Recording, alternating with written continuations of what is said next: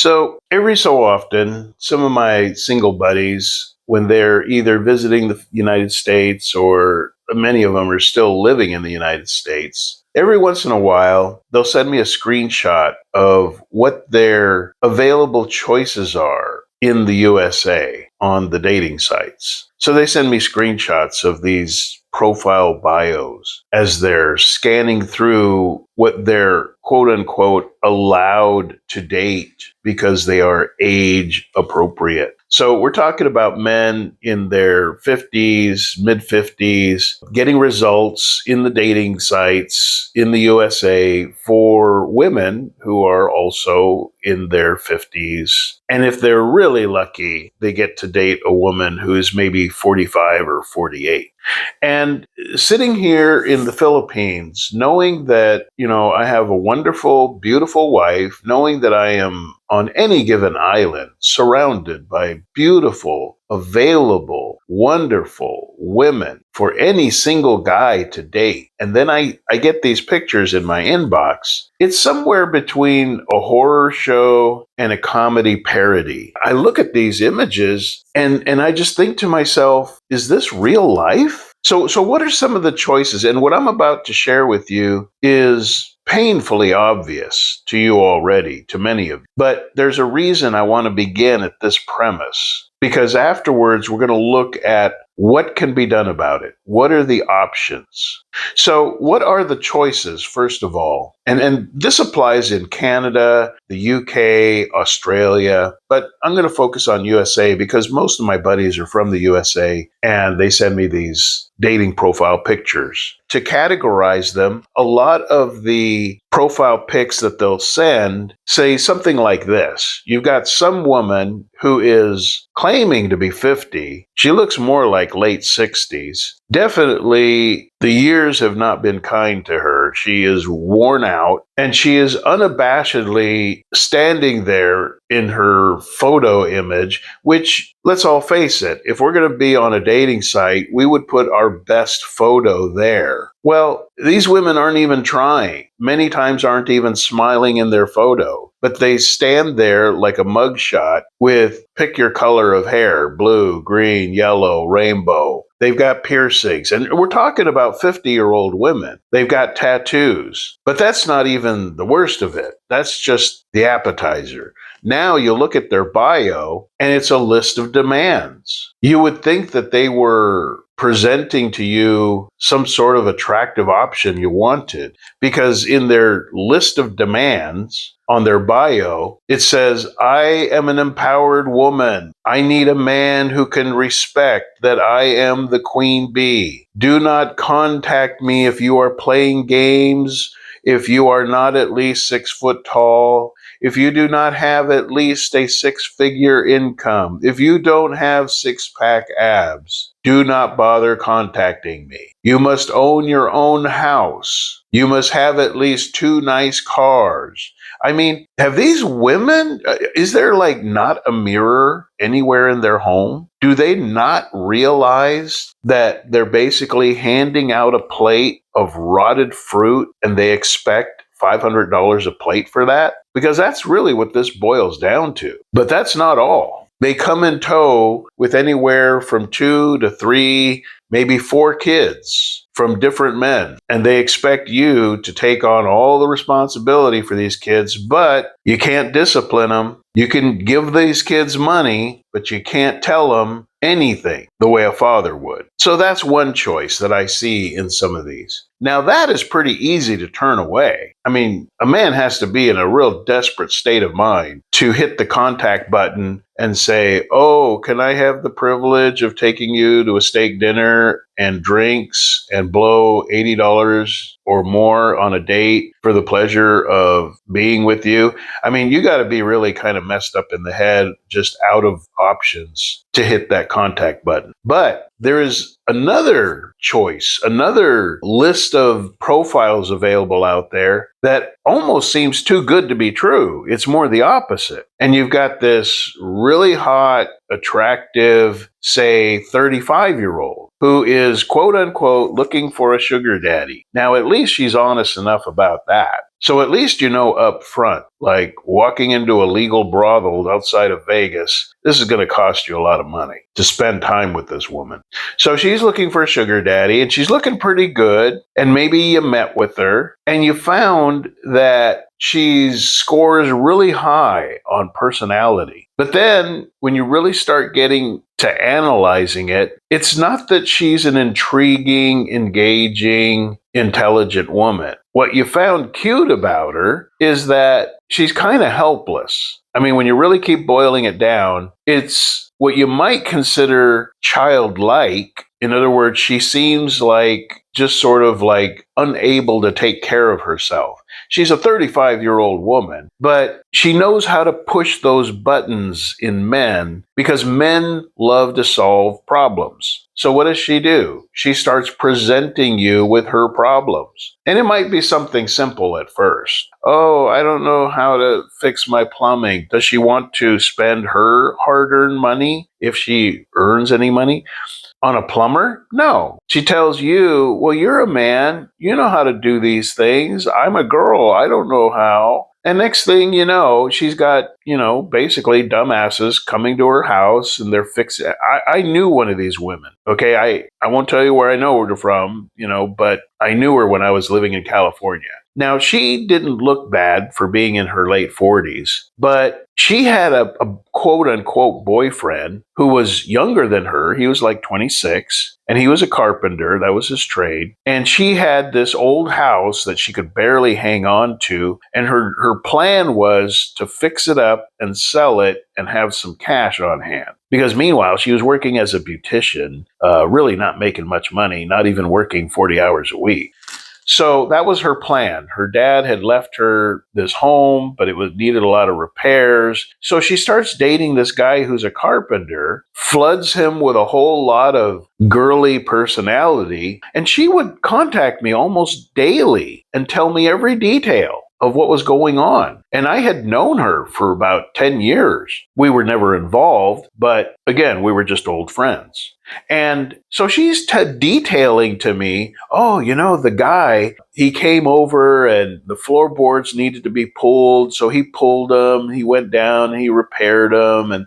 And the way she got him to do it was, again, by just being so helpless, just constantly, oh, I want to get this room over here repainted. I don't know anything about painting. And then he would just step in. Oh, I know how to do that. Here, step back, step aside. Let me do it. And of course, he's paying for much of this because she's like, oh, I don't make much money as a beautician. Well, I'll get it. Whatever makes you happy, baby. And meanwhile, she's putting out to make it worth his while. She's got him addicted. So how did this all turn out? Well, before this guy could even finish with the house, so she decided to up the ante and date a guy who was in the medical profession. And get this, while the carpenter guy was spending 4 days living in her old house, fixing it up, she lied to him, said that she had to go visit her sister in California, and went on a road trip to go meet this guy she found on the dating site who's, again, in the medical profession. And for a brief period, she's dating both of them until she locked in with the medical guy in California and then unceremoniously broke up with the carpenter guy. She now had deep pockets from the other guy. And next thing you know, she's moved in with him. She's married him. And now, while he's busy working all the time, her full-time occupation is spending his money. And it was incredulous to see on her Facebook, now she's bouncing all over Europe and really not absorbing anything. She would be there like a day or 2 days, just enough to get the selfies and then move on to the next place. And it was sickening to watch. So these type of women are still out there. And it's insidious, and it's hard for most men to pick up, because after they look at the profiles of the overweight, manly looking, demanding hags, they stumble on the other profile and they're like, wow, she's good looking. She wants to meet up. I can be useful in her life. And that's where a lot of guys get basically used. These are women that monkey branch, it's called hypergamy, upward. So unless you have really deep pockets and she digs in like a tick to stay there for the duration, you're basically a stepping stone to get her through the now until she finds that other guy who makes more money. He's not a better guy. He's not better at being a boyfriend. He simply has more money, and that is her goal. And the way she's going to latch onto that money is by appearing pretty and helpless. Why? Because it's a winning game plan. As I said before, men love solving problems, and a woman in distress is pretty hard to resist, especially if you know she's going to put out after you help her. It becomes a very addicting cycle. But she can walk out the door at any time once she has secured that guy who has the bigger bank account. So as I said before, I'm describing what is painfully obvious to any of you that are living in a Western country, the options that are available, and they're not great, and you know it. And the dismay there is, okay, here I am, a guy maybe over 50, and same thing kind of applies to even guys in their mid-30s. But let's just say you're over 50 and you're going, okay, my options on the dating sites and in real life are not all that great. What can I do about it? So let's transition now into what sort of actions can you take so that you don't find yourself living with or married to the previous two type of women. Well, one option is what they call the incel or monkish lifestyle, where you just simply go, you know what, I'm going to take my ball and go home. I'm throwing in the towel, count me out, I'm not going to participate. And I took that route about 3 years before I discovered the Philippines. I focused on my work, I made more money, I took time out for my hobbies, which was spending time in San Diego and swimming and going out to Mexico and stuff like that. And that's one option, is stop wasting your time and money on women who are just there to use you, and at least improve your life. If you own a business, make it a great business. And when you start making more money, treat yourself. Do the things you want to do. Rediscover your hobbies, or what I like to call find your bliss. The thing that brings you peace and joy, do that. Will you have a woman in your life? No. But at least you'll have some peace of mind. And I am here to tell you, after talking to so many guys, having a peaceful home to come home to, where you don't have problems waiting at the door, you don't have a bunch of nagging, a bunch of negativism and criticism, being able to walk home, and maybe you got a dog who's going to wag his tail and lick your hand and be happy to see you. Just having a peaceful home to come home to at the end of the day is worth its weight in gold. It's so much better than having this supposedly female warm body that you're going to climb in bed with, but the other 23 hours of the day, it's just a living hell. So that's one option. Focus on yourself and enjoy the spoils of your labor. That's one option. A second option is a continuation of the first option. When you have now focused on earning more money and maybe even investing wisely, when you have deeper pockets, if you're not interested in a relationship, you can go to dating sites where these hot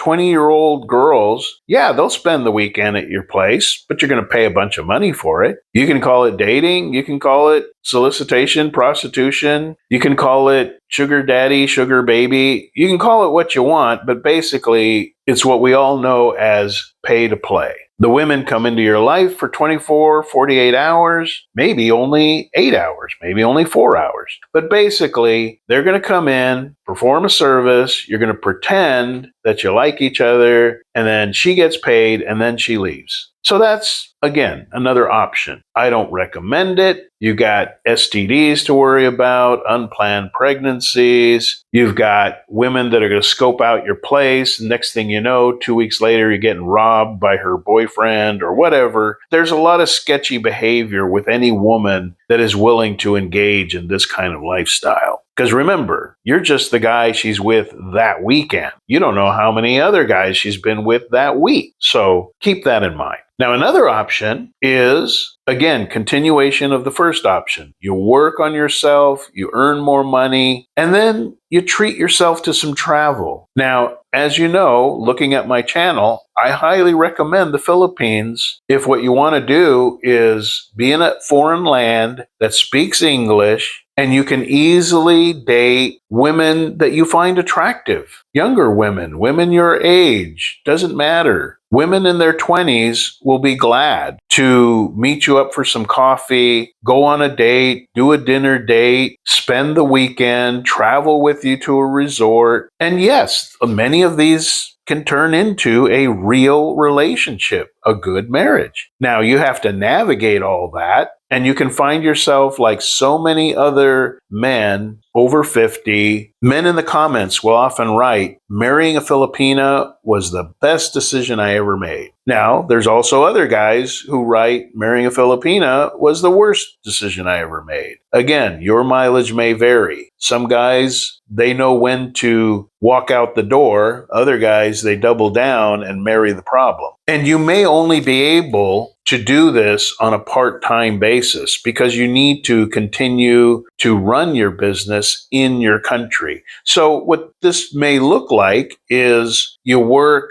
all year round, but twice a year, you spend 2 or 3 weeks in the Philippines. You come maybe around February, then you make another trip around September when the weather's still pretty good. And the rest of the time, you're working and saving up money for your next trip. I know so many guys that do this. Now, there's other guys, again, it all depends on what you do for a living to make money. They do what's commonly just called 6 months in, 6 months out, or they call it half and half. They work 6 months, earn enough money that they can come to the Philippines, stay for 6 months. Some of them supplement what they saved by working online. Again, not an easy thing to do, but it can be done. And they enjoy at least half of the year. And the half of the year that they're back in the West, back in the United States, they don't care that they're not dating anyone because they know when they come to the Philippines, their social calendar is full. They're going to be on a date every day that they want to be on a date. And believe it or not, you can date so much that you actually just want some time to yourself. I know that may sound hard to believe, but entertaining beautiful women can get a bit exhausting at times. And then you've got another option, a final option, which is just take your ball and leave. If you've got the pension, if you've got the Social Security, if you've got the investments going, if you've got the passive income from real estate, if you've basically got $1,500 a month you can count on, you close up shop in the West, you get a one-way ticket to the Philippines, and you make it your new home, what we call becoming a full-time expat. Because the environment that you're in has a very, very, very low supply of kind-hearted, decent women with good integrity. Let's just face it. They are out there, but good luck finding them. Maybe you'll find them at a church, but you should be a church guy if you're going to look for a church woman. Whereas in the Philippines, finding a good, decent, family-oriented, kind-hearted woman, your odds skyrocket. They're all over the place. And again, stay off the dating sites. Meet these women in person. Everyday women that are just providing for themselves. They're not waking up and checking a dating site to see who's the guy that's going to pay their way through life. Skip all that. Date the women that are being responsible with their life. The women that are going to college. The women that are working a career, working a job, owning a business. But you meet those kind of women in daily life. You go out and you walk around town, you see an attractive woman, you walk up and you start some conversation with her. It doesn't have to be, hi, you're beautiful, will you go on a date with me?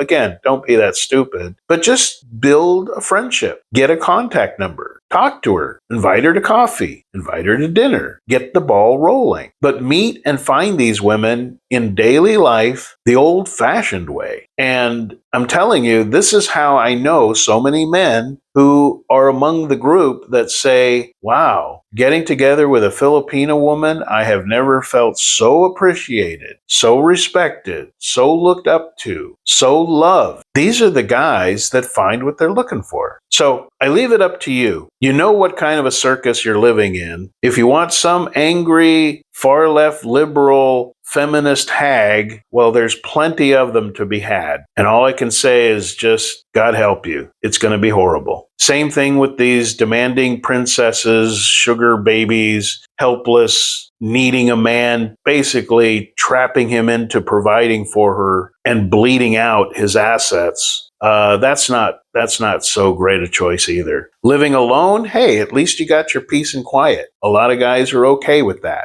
But if you really want either a steady flow of women in your life or one woman to have a deep relationship with, look at first improving your financial situation and then allotting time, either 2 weeks at a time, 6 months out of the year, or full time living in the Philippines. Forget all the other noise. These are the choices you have. And the sooner you make a plan and set your hand to making that plan happen, the sooner you can benefit from it.